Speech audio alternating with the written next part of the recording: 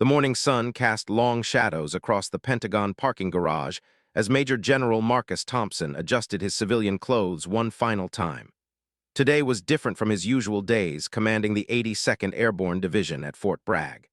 Today, he was just another dad picking up his 8-year-old daughter Emma from her school field trip to the Naval Academy in Annapolis. Marcus had deliberately chosen casual clothes, jeans, a simple polo shirt, and sneakers. No insignia, no rank, no indication of his position as one of the Army's youngest major generals. After his wife, Sarah, died in a car accident 2 years ago, these moments with Emma had become precious beyond measure. He wanted to be present as her father, not as a general officer. The drive to Annapolis gave him time to think about the delicate balance he maintained between his demanding military career and single parenthood. Emma had been only 6 when they lost Sarah, and Marcus had watched his bright, energetic daughter struggle with grief in ways that broke his heart.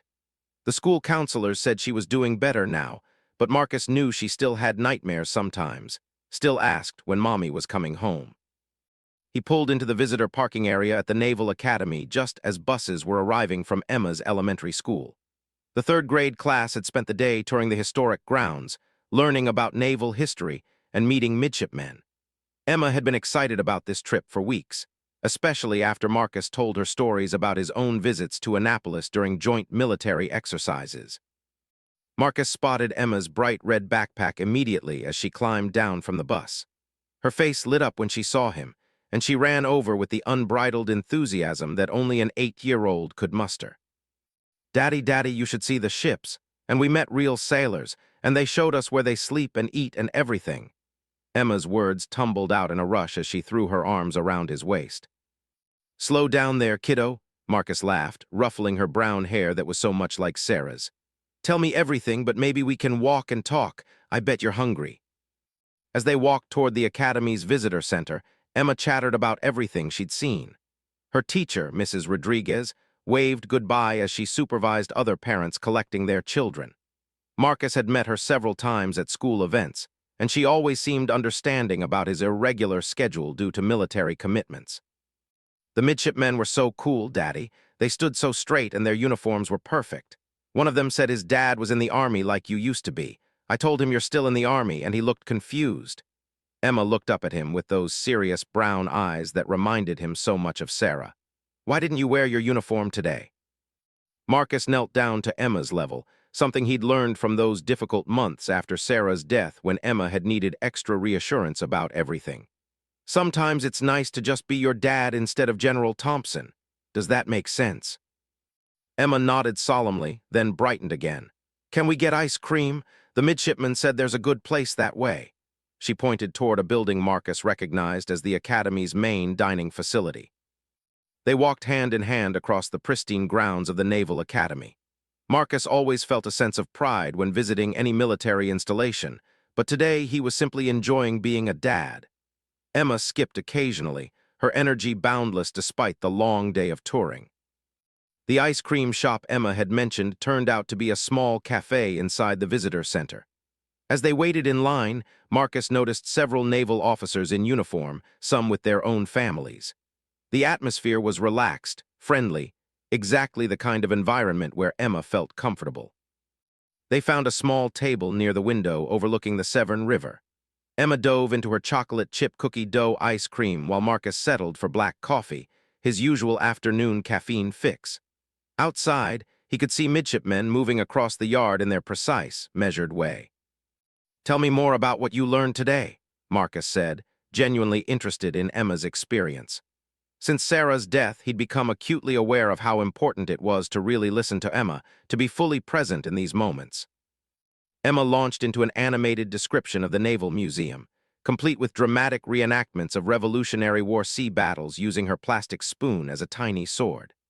Other families in the cafe smiled at her enthusiasm, and Marcus felt that familiar warmth of parental pride mixed with the ever-present awareness of how much Sarah would have loved to see this. "And then," Emma continued, lowering her voice conspiratorially, "we saw the biggest ship ever. Well, maybe not ever, but really big. The midshipman said important Navy people work on ships like that." As if summoned by Emma's words, a tall figure in naval uniform approached their table. Marcus looked up to see a silver-haired man wearing the 4 stars of a full admiral. The name tape read Davidson, and Marcus recognized him from joint military briefings, Admiral Robert Davidson, one of the Navy's most senior officers. "Excuse me," Admiral Davidson said with the confident bearing Marcus expected from flag officers. His voice carried the authority of someone accustomed to immediate attention and respect. "I couldn't help overhearing your daughter's enthusiasm about her visit today."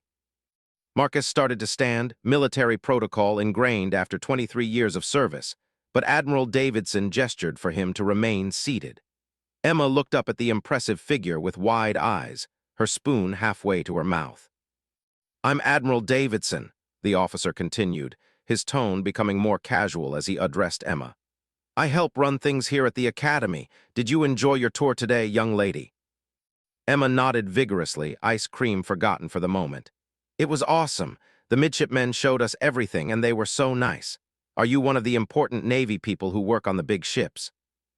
Admiral Davidson chuckled, clearly charmed by Emma's directness. "I've spent my share of time on ships, that's for certain. What's your name, sweetheart?" "Emma Thompson," she replied proudly, "and this is my daddy." The Admiral turned his attention to Marcus, and something shifted in his demeanor. Perhaps it was the civilian clothes, or the single-father context, or simply the assumption that came naturally in a military environment. When Admiral Davidson looked at Marcus, he saw what many people saw, a reasonably fit man in his early 40s, clearly devoted to his daughter, but with no obvious military bearing in casual clothes. "Nice to meet you, Mr. Thompson," Admiral Davidson said, extending his hand. Marcus shook it, nodding the firm grip and assessing gaze. "It's always good to see families taking advantage of educational opportunities like this. Are you from the local area?" "We're visiting for the day," Marcus replied simply. He'd learned over the years that sometimes it was easier to let assumptions stand, especially in social situations involving Emma. "Emma's been looking forward to this trip for weeks." Admiral Davidson smiled warmly at Emma, then turned back to Marcus with what appeared to be casual curiosity. "What line of work are you in, if you don't mind me asking? Always interesting to meet the parents who raise such enthusiastic young citizens." Marcus hesitated for just a moment. In situations like this, he typically found ways to deflect questions about his work.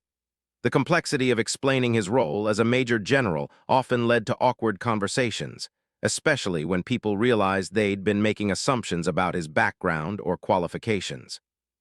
"I work for the government," Marcus said diplomatically. It was technically accurate and usually satisfied casual curiosity without opening complicated discussions. Emma, however, had been listening to the conversation with the intense focus she applied to everything that interested her. "Daddy works with soldiers," she added helpfully. "He has to travel a lot for work, but he always comes home to me." Admiral Davidson's expression became slightly more interested, but not necessarily more respectful. If anything, Marcus detected a subtle shift toward what felt like mild condescension.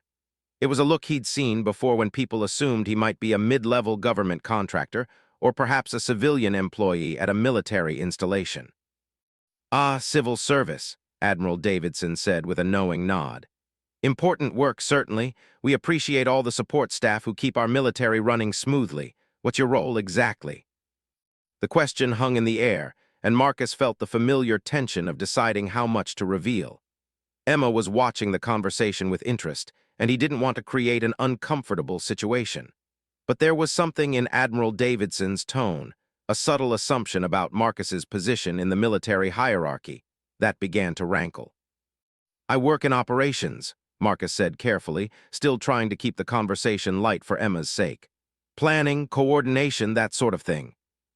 Admiral Davidson nodded again, and Marcus could see him filing this information away in what was clearly becoming a mental assessment of Marcus's background and probable security clearance level. It wasn't malicious, but it was presumptuous in a way that was starting to feel uncomfortable. "Well," Admiral Davidson continued, his tone taking on what Marcus recognized as the slightly patronizing quality that senior officers sometimes used when addressing people they perceived as significantly junior in rank or importance. "I'm sure you do valuable work. Every operation needs good administrative support." Emma looked confused by the direction of the conversation, her ice cream melting forgotten as she sensed some kind of tension she didn't understand.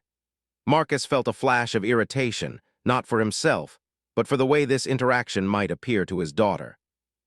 The Admiral wasn't being intentionally rude, but his assumptions were becoming increasingly clear. Marcus could read the subtext. Here was a single father in civilian clothes, claiming to work with soldiers in some kind of support capacity, probably a GS-12 or GS-13 if he was lucky. Someone who dealt with military personnel, but wasn't military himself. Someone who understood enough to bring his daughter to visit the Naval Academy, but didn't command the kind of respect that came with actual rank. Marcus made a decision that would change the trajectory of this entire encounter. Instead of correcting Admiral Davidson's assumptions, he chose to let them continue developing. Sometimes the most educational experiences came from allowing people to reveal their own character through their unguarded reactions. "Emma," Marcus said gently, "why don't you finish your ice cream while Admiral Davidson and I chat? We should probably head home soon." As Emma returned to her dessert, Admiral Davidson's posture relaxed slightly. He was clearly settling into what he perceived as a casual conversation with a civilian contractor, someone interesting enough to chat with but not someone who required the careful diplomatic dance of peer-to-peer military interaction. What Admiral Davidson didn't know was that he was about to learn a lesson in assumptions that would stay with him for the rest of his career. Admiral Davidson settled into a more relaxed stance, clearly comfortable with what he perceived as a casual conversation with a civilian contractor. His demeanor shifted from formal courtesy to the kind of friendly condescension that Marcus had encountered before when people misjudged his background. "You know," Admiral Davidson began, his tone taking on the quality of someone sharing wisdom with a junior colleague, "it's really important that people in support roles understand the bigger picture of what we're trying to accomplish in the military. Too often, civilians who work with us get caught up in the administrative details and miss the strategic elements."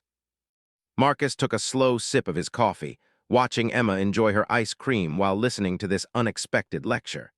He'd been in enough similar situations to know where this was heading, but something about the Admiral's assumption-filled confidence made him curious to see how far it would go. "I imagine that's true," Marcus replied neutrally, neither agreeing nor disagreeing. "Strategy is certainly important." "Exactly," Admiral Davidson warmed to his subject, apparently pleased to find such an attentive audience. "Take this academy, for instance. People see the beautiful buildings, the traditions, the ceremonies, but they don't always grasp the complexity of developing naval leaders who can think strategically under pressure." Emma looked up from her ice cream, clearly interested in the conversation even if she didn't understand all the words. "What's strategy, Daddy?" Before Marcus could answer, Admiral Davidson jumped in with the enthusiasm of someone who enjoyed explaining military concepts to civilians. "Strategy is like planning a really big game, sweetheart. Naval officers have to think about how to use ships and sailors to accomplish important missions around the world." "Like when Daddy has to plan things for his soldiers?" Emma asked innocently. Admiral Davidson glanced at Marcus with what appeared to be tolerant amusement. "Well, not exactly the same thing, Emma. Your father probably helps with logistics, making sure soldiers have the supplies they need, scheduling transportation, that sort of administrative support. That's important work, but it's different from the kind of strategic planning that senior officers do." Marcus felt his jaw tighten slightly, not at the dismissal of his own role, but at the way Admiral Davidson was inadvertently teaching his daughter that her father's work was somehow lesser. Emma was smart enough to pick up on subtle cues, and Marcus could see her processing the Admiral's words with the same serious concentration she applied to her schoolwork. "I think Daddy does important work," Emma said with the fierce loyalty that had emerged after her mother's death. "He helps keep soldiers safe." "Of course he does," Admiral Davidson agreed quickly, perhaps sensing he'd touched on something sensitive. "Every job in the military community is important. We couldn't function without good administrative support from civilian contractors." The conversation was taking on an increasingly uncomfortable dynamic. Admiral Davidson clearly meant well, but his assumptions were becoming more entrenched with each exchange. Marcus found himself in the unusual position of watching a senior naval officer dig himself deeper into a hole of his own making. "Tell me," Admiral Davidson continued, apparently deciding to take a mentoring approach, What's your security clearance level? I'm always curious about how much our civilian partners understand about the classified aspects of military operations. Marcus paused for a moment, considering his response. This was dangerous territory, not because discussing security clearances was necessarily problematic, but because his actual clearance level would immediately contradict everything Admiral Davidson had assumed about his background. I have the clearances necessary for my work, Marcus said diplomatically.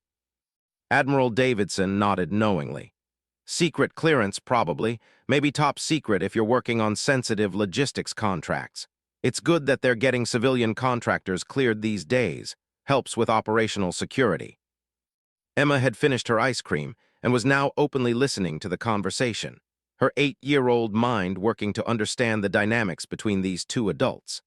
Marcus could see her trying to reconcile Admiral Davidson's description of her father's work with her own understanding of what Daddy did when he traveled.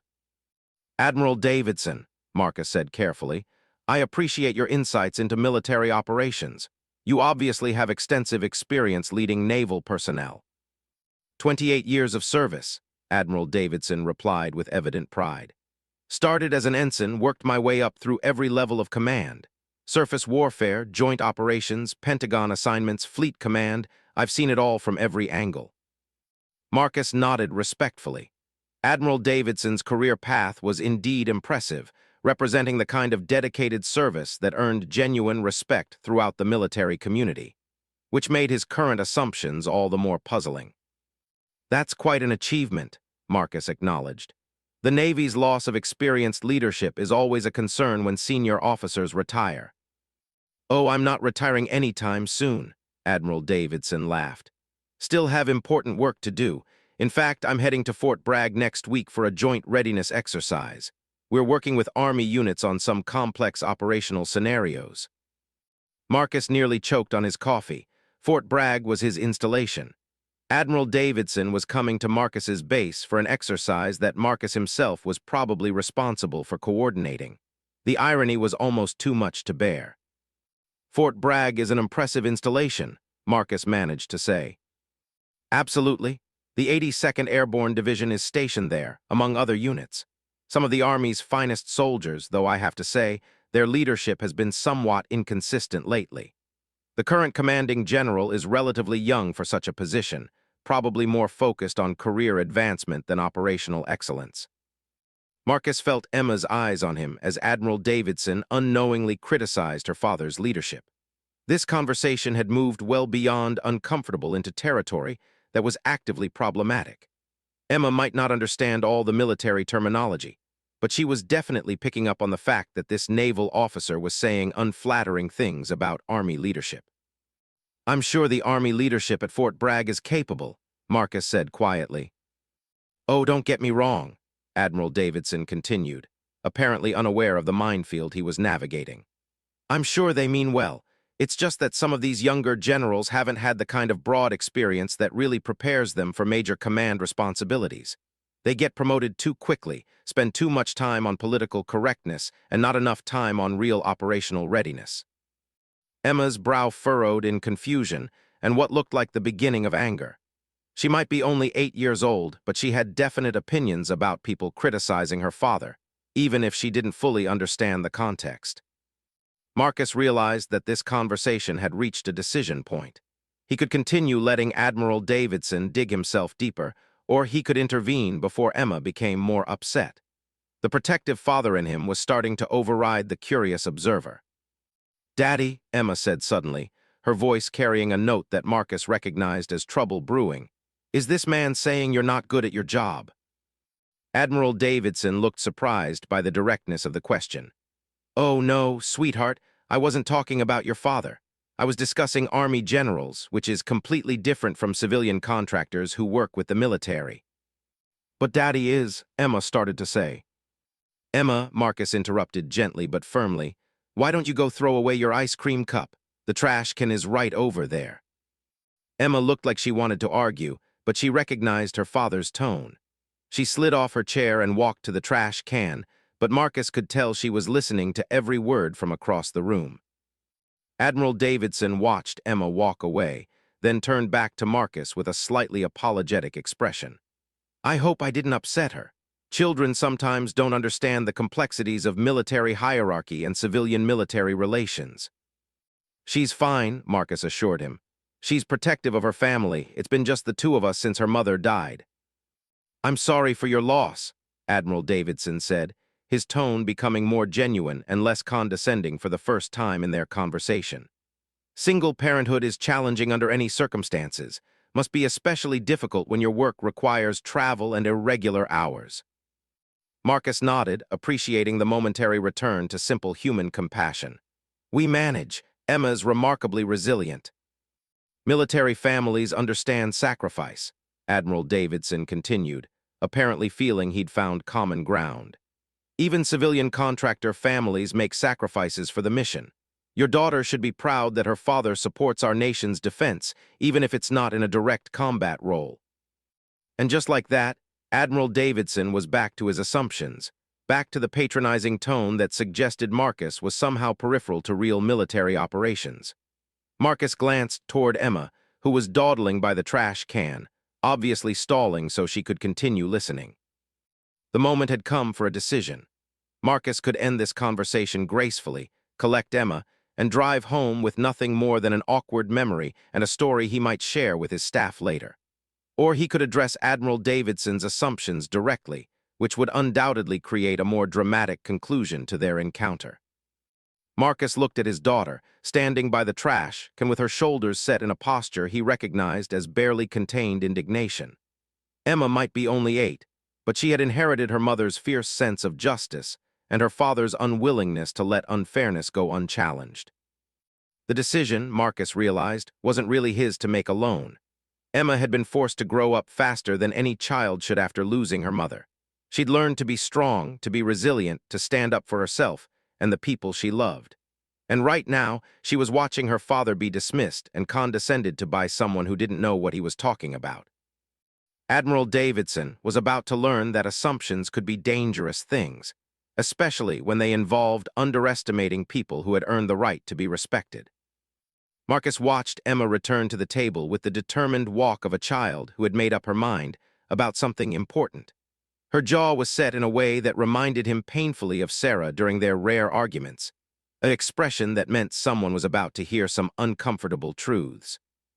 Admiral Davidson, Emma said with the formal politeness that Marcus had taught her to use when addressing adults. My daddy is a general in the army. Admiral Davidson chuckled indulgently, the way adults often did when children said something they found amusing but clearly inaccurate. That's very sweet, Emma, but I think there might be some confusion. Your father and I were just discussing his work as a civilian contractor.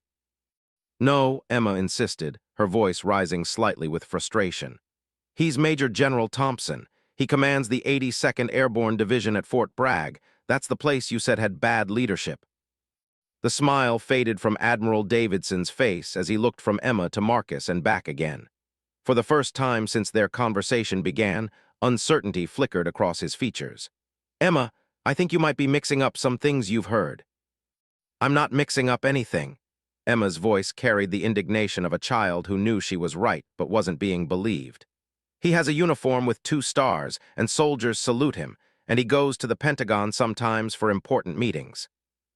Marcus placed a gentle hand on Emma's shoulder, both to calm her and to signal that he was about to take control of the situation. The protective father in him was proud of her fierce loyalty, but he also needed to manage this encounter before it spiraled completely out of control. Emma's not confused, Marcus said quietly, his voice carrying a different quality now, the unmistakable tone of command that 23 years of military service had ingrained in him. She's absolutely correct. Admiral Davidson's face went through a series of expressions: confusion, disbelief, and then growing horror as he began to process the implications of what he was hearing. His eyes swept over Marcus again, this time looking for signs he had missed, clues that should have indicated he was talking to a peer rather than a civilian contractor. Excuse me, but are you saying? Admiral Davidson stammered, his earlier confidence completely evaporated. Marcus reached into his wallet and pulled out his military ID card, setting it on the table where Admiral Davidson could see it clearly. Major General Marcus Thompson, Commanding General, 82nd Airborne Division, Fort Bragg, North Carolina. Admiral Davidson stared at the ID card as if it might transform into something else if he looked at it long enough. His face had gone pale, and Marcus could see him frantically reviewing every word of their conversation, every assumption he had made, every condescending comment about Army leadership and civilian contractors. "Sir, I had no idea," Admiral Davidson began, his military bearing returning as he tried to salvage what was clearly becoming a career-defining moment of embarrassment. "Your civilian clothes, the context. I assumed." "You assumed," Marcus agreed calmly, "that a single father in casual clothes picking up his daughter from a school trip couldn't possibly be a senior military officer. You assumed that anyone who didn't announce their rank and credentials immediately must be somehow lesser. And you assumed that it was appropriate to lecture someone about military affairs without bothering to learn who you were actually talking to." Emma looked between the two men with wide eyes, beginning to understand that something significant was happening even if she didn't grasp all the complexities. She moved closer to her father, instinctively seeking the security of his presence. Admiral Davidson straightened to attention, his training taking over even in this awkward civilian setting. "Sir, I owe you a profound apology. My behavior has been completely inappropriate." "At ease, Admiral," Marcus said, though his tone remained serious.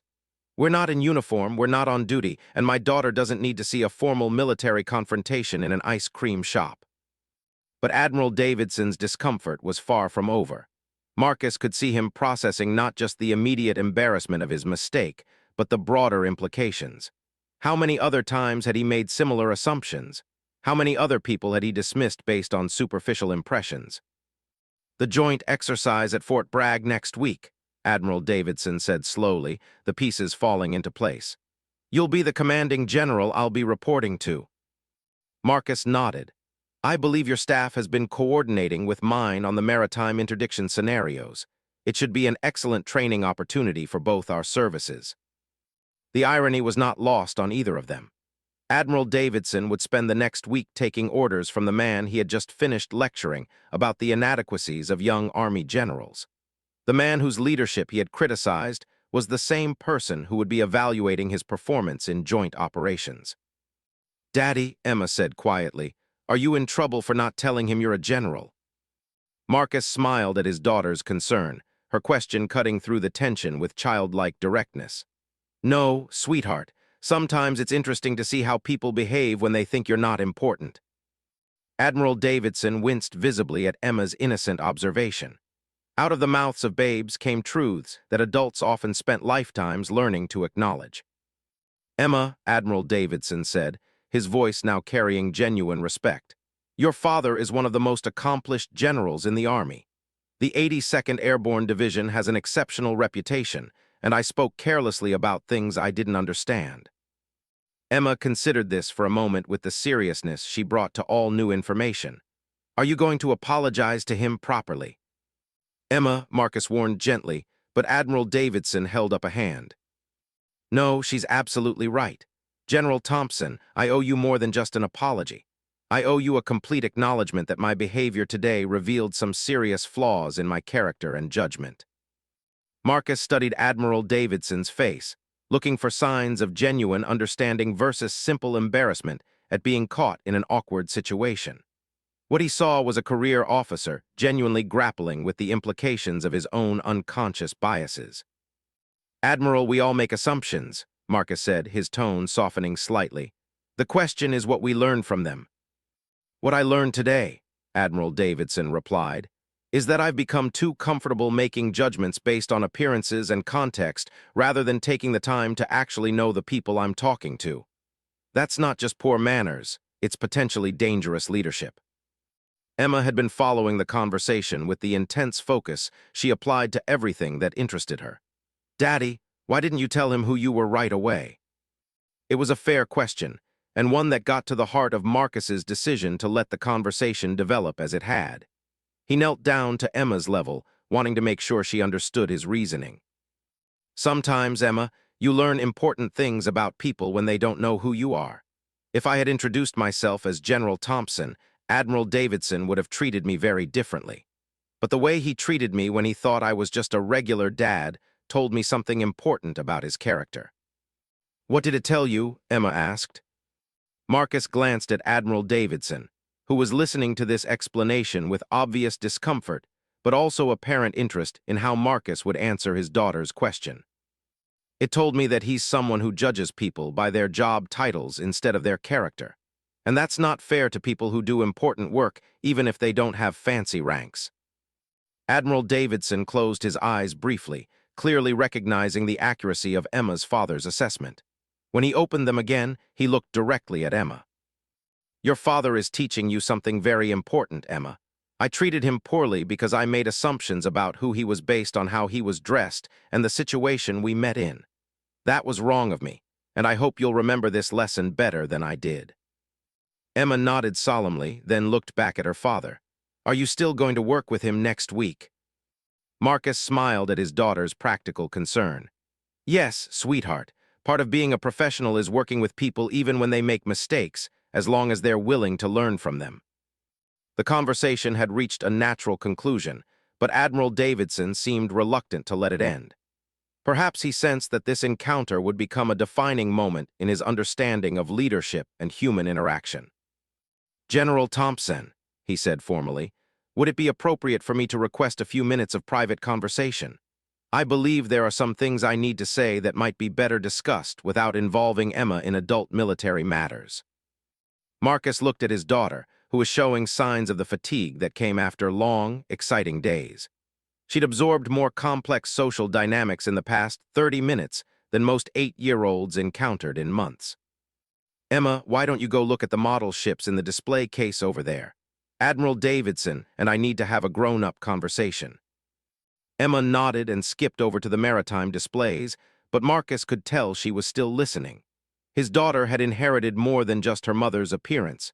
She had Sarah's curiosity and her father's tactical awareness. What Admiral Davidson said next would determine not just how Marcus viewed this encounter, but how he approached their upcoming professional relationship. The lesson was only half learned if it ended with embarrassment rather than genuine growth. Admiral Davidson waited until Emma was safely out of immediate earshot before speaking, though both men knew she was probably still listening from her position by the ship models. His posture had shifted completely from the relaxed confidence he displayed earlier to the careful bearing of an officer who knew he was in serious professional trouble.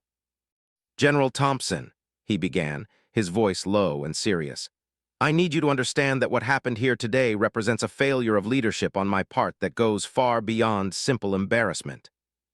Marcus remained silent, allowing Admiral Davidson to work through his thoughts.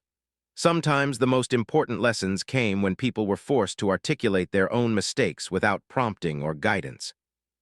I've been thinking about every word I said since you showed me your ID, Admiral Davidson continued. The assumptions I made, the way I spoke about Army leadership, the condescending tone I used when discussing your work, all of it reveals something about my character that I don't like very much. Marcus nodded slowly, recognizing the kind of self-examination that came when experienced leaders confronted uncomfortable truths about themselves. He'd been through similar moments in his own career, times when external events forced internal reckonings. What concerns me most, Admiral Davidson said, is that this probably wasn't the first time I've made these kinds of assumptions. How many other people have I dismissed or patronized based on superficial impressions? How many valuable insights have I missed because I decided someone wasn't worth listening to based on their appearance or context? It was the right question, and Marcus felt some of his initial irritation beginning to fade. Admiral Davidson wasn't just embarrassed about being caught in an awkward moment. He was genuinely grappling with the implications of his behavior. In my experience, Marcus said carefully, the officers who ask themselves those questions are usually the ones capable of learning from situations like this. Admiral Davidson looked toward Emma, who was indeed pretending to study ship models while obviously listening to their conversation. Your daughter saw right through my assumptions. An 8-year-old had better judgment about her father's character and capabilities than a 4-star admiral with nearly 3 decades of experience. Children often see things more clearly than adults, Marcus observed. They haven't learned to make the kind of social calculations that sometimes cloud our judgment. Emma knew immediately that I was disrespecting you, Admiral Davidson continued. She tried to correct me, and I dismissed her as confused rather than considering that she might know her own father better than I did. That level of arrogance is—" He paused, searching for words. "It's exactly the kind of thinking that leads to serious leadership failures." Marcus could see Admiral Davidson working through the broader implications of their encounter. This wasn't just about one awkward conversation in a Naval Academy cafe.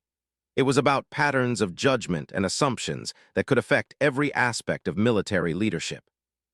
"The joint exercise next week," Admiral Davidson said. "I need to know if this incident will affect your assessment of my performance or my ability to contribute effectively to the operation."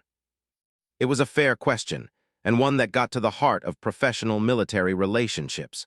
Personal conflicts and embarrassing encounters had to be separated from operational effectiveness, but they also couldn't be completely ignored when they revealed character issues.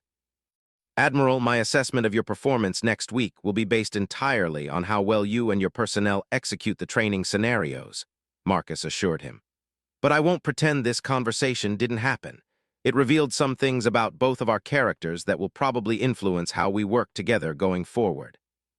Admiral Davidson nodded, accepting the reality that their professional relationship would inevitably be colored by this personal encounter. "What did it reveal about your character, if you don't mind me asking?" Marcus considered the question seriously. It was a good one. This encounter had indeed been revealing for both of them, though in very different ways. "It revealed that I sometimes enjoy watching people dig themselves into holes when they make assumptions about me," Marcus admitted. "I could have corrected your assumptions much earlier, but I was curious to see how far you'd go. That's not entirely fair, and it's not necessarily good leadership either." Admiral Davidson looked surprised by Marcus's self-criticism. "Sir, you had every right to be offended by my behavior. If you wanted to see how far I'd take my assumptions, that seems like a reasonable response." "Maybe," Marcus agreed. "But it also meant subjecting Emma to a conversation where someone was dismissing her father's work and criticizing his leadership. That's not fair to her, regardless of what lesson it might teach you or me."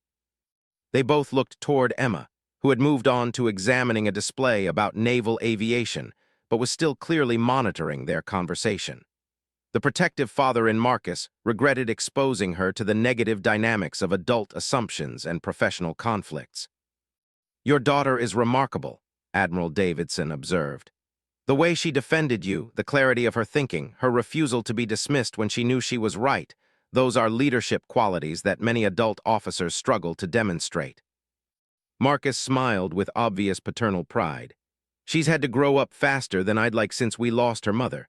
But yes, she's got a strong sense of justice and a low tolerance for unfairness." "She gets that from you," Admiral Davidson said. "I can see it in how you've handled this entire situation. You could have embarrassed me much more severely, made this into a much bigger incident. Instead, you've turned it into a learning opportunity." Marcus shrugged. "Embarrassing you wouldn't serve any useful purpose, but I hope you'll remember this feeling the next time you're tempted to make assumptions about someone based on their appearance or circumstances." Admiral Davidson was quiet for a moment, clearly still processing the implications of their encounter. When he spoke again, his voice carried a different quality, not just embarrassment or professional concern, but genuine reflection. "General Thompson, I want to tell you something that I probably shouldn't admit," he said. "In 3 decades of military service, I've prided myself on being a leader who judges people by their performance rather than their background. Today, I discovered that I've been deceiving myself about my own objectivity." It was a significant admission, the kind of honest self-assessment that separated truly effective leaders from those who simply held leadership positions. "We all have blind spots," Marcus replied.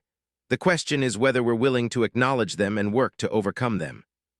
"What would you do?" Admiral Davidson asked. "If you were in my position right now, how would you use this experience to become a better leader?" Marcus appreciated the question, both for its humility and for its focus on practical application rather than abstract self-flagellation. Admiral Davidson wasn't just beating himself up about his mistakes. He was looking for ways to prevent similar failures in the future. "I'd start by examining every assumption I make about people," Marcus suggested. "Before speaking to someone, I'd ask myself what I think I know about them and where those assumptions come from.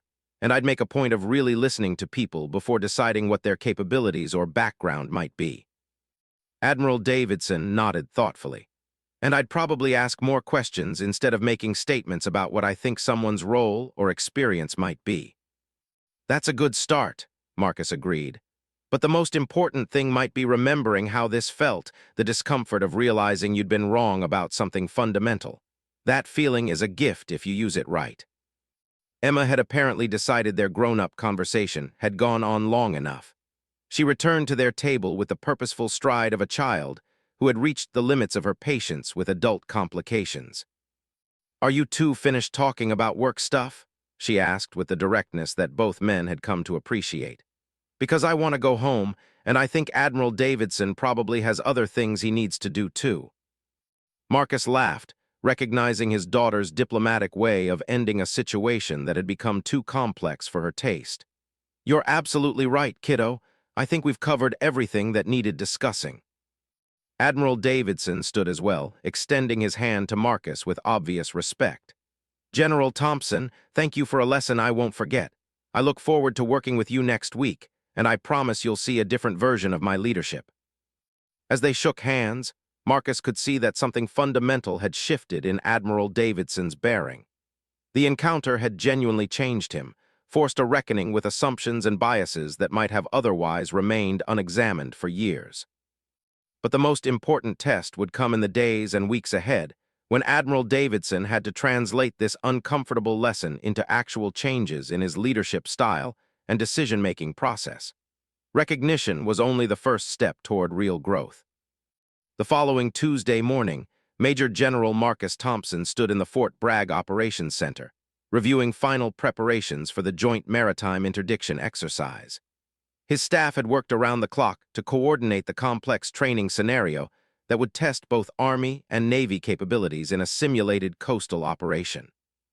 "Sir," his aide approached with a communication tablet, "Admiral Davidson's advance team arrived an hour ago. The Admiral himself is expected in 15 minutes. Marcus nodded, wondering how their first professional interaction would unfold after Saturday's encounter at the Naval Academy. He'd spent the weekend thinking about their conversation, particularly about Emma's reaction to seeing her father dismissed by someone who didn't know what he was talking about. Emma had asked pointed questions during their drive home from Annapolis. Why did the Admiral think Daddy wasn't important? Why did he say mean things about Army generals? Did this happen to other people too? Her 8-year-old sense of justice had been offended in a way that made Marcus proud of her character, while simultaneously concerned about the lessons she was learning about adult behavior. "General Thompson," Colonel Sarah Martinez, his operations officer, appeared at his elbow. "The Navy briefing team is requesting permission to set up in Conference Room Alpha. They have some specific protocols they want to establish before Admiral Davidson arrives." "Approved," Marcus replied, then paused. "Colonel, I want you to pay particular attention to the interpersonal dynamics during this exercise. Take notes on how our personnel and the Navy personnel interact, especially any incidents involving assumptions about roles or capabilities." Colonel Martinez looked curious, but simply nodded. She'd learned over the past year that General Thompson sometimes had reasons for his requests that became apparent later. 15 minutes later, Marcus watched through his office window as a convoy of Navy vehicles pulled into the Fort Bragg Command Center parking area. Admiral Davidson stepped out of the lead vehicle, immediately identifiable even at a distance by his bearing and the way other naval officers deferred to his presence. Marcus made his way to the main entrance, arriving just as Admiral Davidson and his staff approached the building. This time, both men were in proper military uniform, their ranks clearly displayed, the protocols of military courtesy unambiguously established. "Admiral Davidson," Marcus said formally as he rendered a proper salute. "Welcome to Fort Bragg." Admiral Davidson returned the salute with precision. "General Thompson, thank you for hosting this exercise. My staff is looking forward to learning from your people." The exchange was perfectly professional, but Marcus could see something different in Admiral Davidson's demeanor. There was a careful attentiveness that hadn't been present during their previous encounters, a quality of active listening that suggested their Saturday conversation had indeed made an impact. "Let me introduce you to my senior staff," Marcus continued, gesturing toward the Army officers who had assembled to greet their Navy counterparts. Colonel Martinez, my operations officer. Colonel Williams, intelligence. Major Patterson, logistics coordination. As Marcus made the introductions, he watched Admiral Davidson's interactions carefully.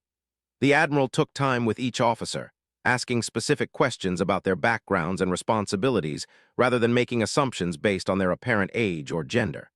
When he met Major Patterson, a 28-year-old logistics officer, Admiral Davidson spent several minutes discussing supply chain challenges rather than dismissing her as too young for her position. The morning briefings proceeded smoothly, with both services presenting their portions of the exercise scenario. Admiral Davidson's naval planners had developed a sophisticated maritime approach that would test the Army's coastal defense capabilities, while Marcus's staff had created inland scenarios that would challenge Navy personnel operating in unfamiliar terrain. During a break between briefings, Admiral Davidson approached Marcus privately. "General, might I have a word?" They stepped into Marcus's office, away from the bustle of exercise preparations. Admiral Davidson closed the door and stood at attention. "Sir, I want you to know that I've spent the past 3 days conducting a comprehensive review of my leadership practices. I've spoken with my staff about unconscious bias, consulted with Navy psychologists about assumption-based decision-making, and implemented new protocols for my personal interactions." Marcus gestured for Admiral Davidson to sit. "That's impressive initiative, Admiral. What did you discover?" "That Saturday's incident at the Naval Academy was not an isolated occurrence," Admiral Davidson admitted. "My staff, when given permission to speak freely, provided examples of similar situations where I had made premature judgments about people's capabilities or backgrounds. It appears that my leadership style had developed some serious blind spots." Marcus nodded, appreciating Admiral Davidson's honesty and the systematic way he'd approached self-improvement. "What changes are you implementing?" "Several things," Admiral Davidson replied. "First, I've instituted a personal protocol of asking questions before making statements about people's roles or experience.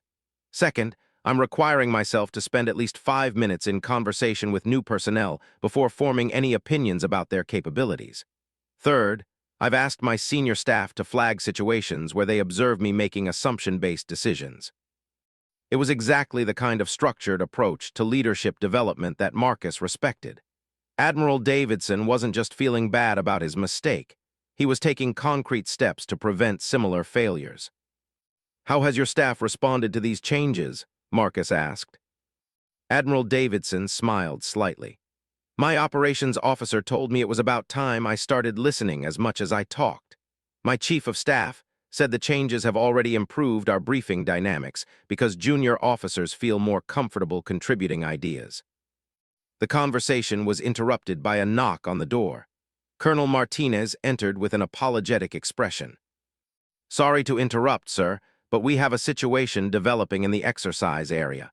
One of the Navy communications specialists is having equipment difficulties, and there seems to be some confusion about technical support protocols." Marcus and Admiral Davidson exchanged glances. Joint service exercises often produced these kinds of coordination challenges, usually stemming from different services having different procedures for similar tasks. They made their way to the communications center, where they found a young Navy petty officer looking frustrated while several Army technical sergeants stood nearby offering suggestions. The scene had the potential to develop into the kind of inter-service friction that could derail the entire exercise. Marcus watched Admiral Davidson approach the situation, curious to see whether their Saturday conversation would influence his handling of a real-world leadership challenge. "Petty Officer Johnson," Admiral Davidson said, addressing the young sailor directly, "what's the nature of the equipment problem?" "Sir, the frequency coordination protocols between our systems and the Army's equipment aren't syncing properly. I've tried the standard Navy procedures, but I'm not familiar with how the Army systems interface." Instead of launching into an explanation of Navy technical superiority, or suggesting that the Army equipment was somehow inadequate, Admiral Davidson turned to the Army sergeants who had been offering assistance. "Sergeants, what's your assessment of the compatibility issues, and what solutions would you recommend?" Technical Sergeant Williams, a 20-year Army communications veteran, stepped forward. Sir, we've seen this before in joint exercises. The systems are compatible, but they require a manual synchronization sequence that takes about 15 minutes. We can walk Petty Officer Johnson through the process, or we can handle it ourselves if he has other priorities. Admiral Davidson looked between the Army and Navy personnel, clearly processing the situation carefully. Petty Officer Johnson, would you prefer to learn the synchronization process yourself, or would you rather focus on other aspects of the communications setup? I'd like to learn it, sir, Johnson replied. This kind of compatibility issue comes up in joint operations, and I want to understand how to handle it independently. Outstanding, Admiral Davidson said, then addressed the Army sergeants. Sergeants, would you be willing to provide detailed instruction? I think cross-service technical training benefits everyone involved. Marcus watched the interaction with approval. Instead of treating the situation as a problem to be solved quickly, Admiral Davidson had turned it into a learning opportunity that respected everyone's expertise and built cooperation between the services. The synchronization process proceeded smoothly, with Navy and Army personnel working together and sharing technical knowledge. What could have been a source of frustration became an example of successful joint service cooperation. Well handled, Marcus told Admiral Davidson as they walked back toward the command center. I kept hearing your daughter's voice in my head, Admiral Davidson admitted. Her question about why I was saying mean things about Army generals. It made me realize that every interaction is an opportunity to either build cooperation or create division. As the day progressed, Marcus observed Admiral Davidson's leadership style throughout the exercise. The changes were subtle but consistent.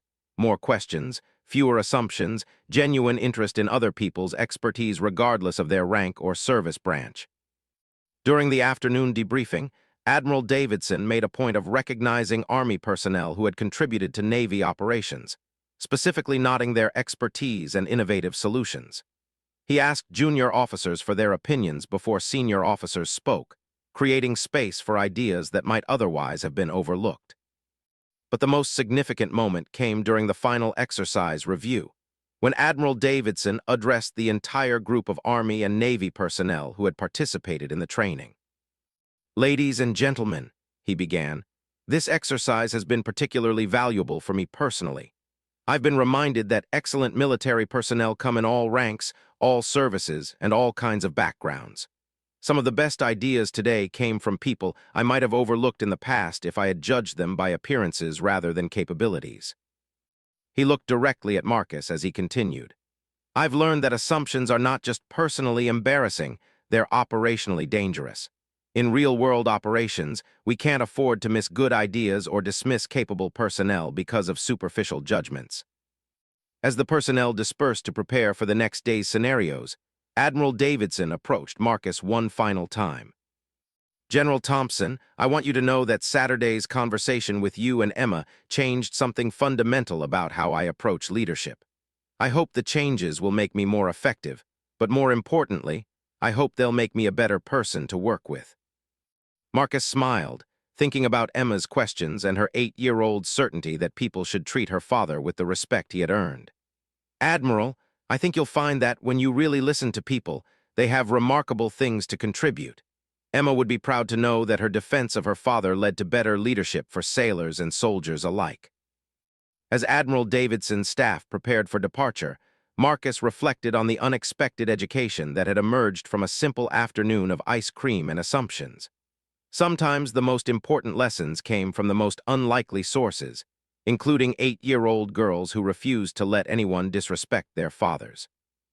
The joint exercise would be remembered as particularly successful, but Marcus suspected that Admiral Davidson would remember it most for the reminder that leadership meant seeing people clearly, listening carefully, and never assuming that appearances told the whole story about someone's worth or capabilities. Emma's fierce loyalty and clear vision had taught a 4-star admiral something that 28 years of military experience hadn't. That respect should be based on character and competence, not on rank or assumptions. It was a lesson worth learning, regardless of how many stars someone wore on their uniform.